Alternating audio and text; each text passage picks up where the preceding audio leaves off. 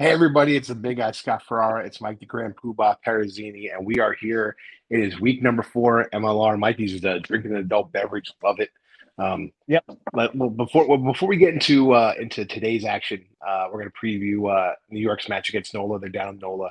The big guy had the opportunity to. I'm in Dallas visiting a buddy, and we ended up going to the Dallas Jackals watch party, hanging out with Chris, with Rick and Kabui and all those guys, and it was just cool. I really want you guys to, if you're traveling during the MLR season and there's a watch party or there's a match, I encourage you to go hang with those fans. It was fun watching a match that you weren't 100% invested in, and you can just have fun and let it flow. And the Londoner is a great place to have a watch party. Amazing food, amazing drinks. So go there if you're in town in London. I just wanted to throw that out there first. But man, we're down in NOLA. I had mud bugs on Friday night in honor of NOLA. I was very excited when my buddy's like, "Oh, you want some crawfish?" And I was like, "Hell yeah, I want crawfish." So very excited. Perennial matchup against NOLA. I gotta say, historically, we don't do well when we play down there, Mikey. Am I wrong? You're not wrong. Certainly that Nola this season has had I wouldn't say some turbulence, some shakeup. A lot of guys have left.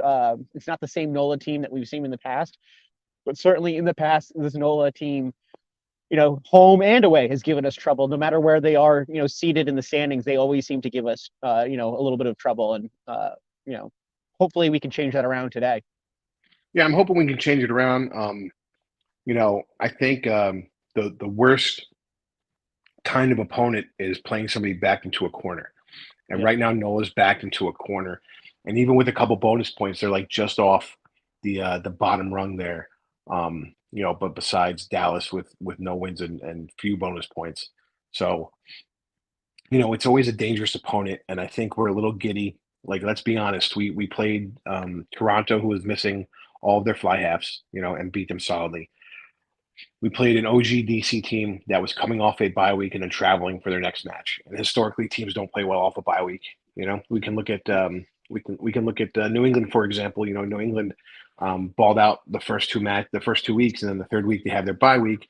They're rolling to the fourth week at home against DC, and not their best performance. They had some mistakes. Don't get me wrong. They ground out a big win. They scored 34 points, but they could have had a more decisive win if they didn't have those mistakes, again, coming off a bye. So I wonder, like, was our performance the last 2 weeks almost, the wool pulling over our eyes because of the situation? And, what do we have to do this week? I think we have to grind out a big point win this week. It can't be a squeaker. You know what I mean? Yeah, absolutely not. Everyone's been saying, we beat up on a weak, Toronto team. We had a good run in the team, in an OG team. Yeah, like we said, that came off of a bye. So 2 wins that everyone was kind of expecting us to kind of have, and so this is the one. Even though we're expected to have this win, I think we need to continue having a nice big win to keep everything going. Absolutely, Mikey. You're right. I think we need to continue our momentum leading into the Free Jacks coming in next week into our house. Um, I think I think it's going to be critical that we get our gameplay up front correct. We've had some issues with our ball, which for the past 4 years hasn't been an issue, but it seems as though we're kind of getting stalled on that initial push. And I'm wondering, noticing live, it looks like when Hamish Dalzell is the jumper, he's so tall that the push is happening before he's hitting the ground with the ball, and I think that's what's causing kind of like a hitch in their giddy up a little bit because they're realizing, oh crap, he's still kind of in the air. We're starting our initial push. Let's stop and then restart to make sure he's safely down. Because he gets high up there, and he's I think the tallest player on the team right now. So I think it's just a matter of they're doing it so quickly and executing the line out so well that their maul pushes early. And that's just something I noticed live when Hamish was grabbing the ball. Our scrums have been great. We're doing what we need to do come scrum time, but it's those mauls. We can't, that's our bread and butter when we're stuck and the back line's not cutting it or we're having handling errors. Our reset is let's kick it out and go for a maul and drive one through. So I think we have to get back to that. Absolutely. And it seems like, I don't know, that first week we had a few like obstruction calls in the mall. Guys weren't Hmm. coming down on the right sides. It seems like the new tactic now is it not even to drive right away, is to make sure everything gets set up first and then hit that initial drive. I don't know if that's Hmm. causing, the other teams to become more prepared and to, Hmm. brace for that impact that's going to come. Um, so yeah, we'll definitely see, NOLA's a big team, and they got a lot of big boys in their pack. Um, that could definitely fight against that mall, or who've been known to Hmm. wreck, and come drive directly through our malls as well. So this is definitely going to be a nice test for us, to see if we really figured everything out this past week. Yeah, and I mean, you talk about those big guys, starting for Nola up front, Jared Adams, Pat O'Toole, and Sean Pirani. Dino Waldron coming in as a sub, Kevin Sullivan coming in as a sub.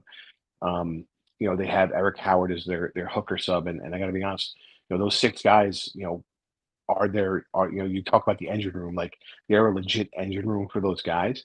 Um, but I do think we match up well. I mean, we have Chance Dillon and Nick back starting again. We have Vita and Sam Davies back there as replacements. Obviously, Caleb Geiger's in the reserve slot to replace Dillon. So, like, I think all of those you talk about those 12 guys, and they match up really good against each other. Absolutely, absolutely. And I think it's really going to come down to, I think it's going to come down to how our locks and loose forwards Hmm. match up against one another. Uh, that Exactly. that cohort led by Cam Dolan there, very strong. Hmm. And we have our own strong forwards led by Captain Nate himself. But we definitely we've put in the work, and we've put in the effort.